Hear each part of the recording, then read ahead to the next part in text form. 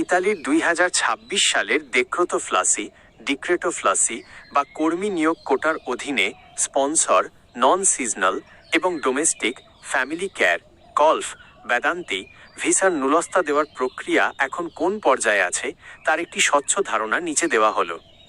Sponsor বা non seasonal subordinate visa, এই ক্যাটাগরির জন্য ক্লিক ডে ছিল 16 ফেব্রুয়ারি 2026। ইতালির নিয়ম অনুযায়ী স্পন্সর ভিসার জন্য প্রিফেকচুরা বা স্থানীয় অভিবাসন অফিসগুলোর হাতে নুলস্তা ইস্যু করার জন্য সর্বোচ্চ 60 দিন সময় থাকে। কবে নাগাদ পাবেন? 16 ফেব্রুয়ারি যারা সফলভাবে আবেদন জমা দিয়েছেন তাদের নুলস্তা প্রসেসিং শুরু হয়ে গেছে।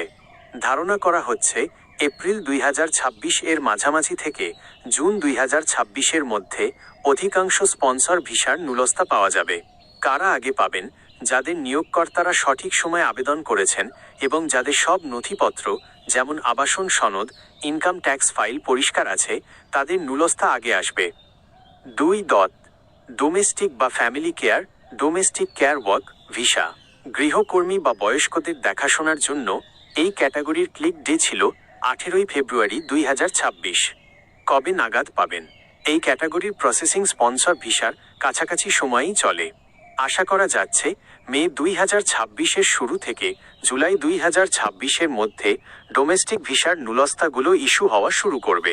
বিশেষ নোট: ডোমেস্টিক ভিসার ক্ষেত্রে নিয়োগকর্তার ইনকাম এবং থাকার জায়গার অ্যাকোমোডেশন সুটেবিলিটি ওপর ইতালিয়ান সরকার এখন অনেক বেশি কড়াকড়ি করছে, তাই প্রসেসিংয়ে কিছুটা সময় বেশি লাগতে পারে।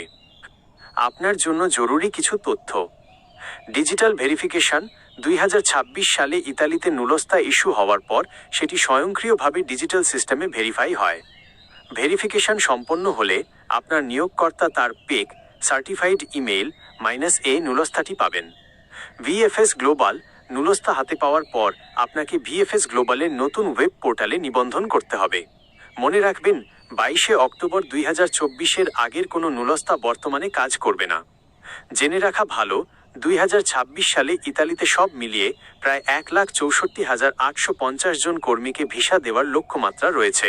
তাই গত বছরের তুলনায় এবছর নুলস্তা পাওয়ার সম্ভাবনা অনেক বেশি। আপনার কি নুলস্তা নম্বর আছে? থাকলে আমি আপনাকে সেটি অনলাইনে চেক করার নিয়ম বুঝিয়ে দিতে পারি।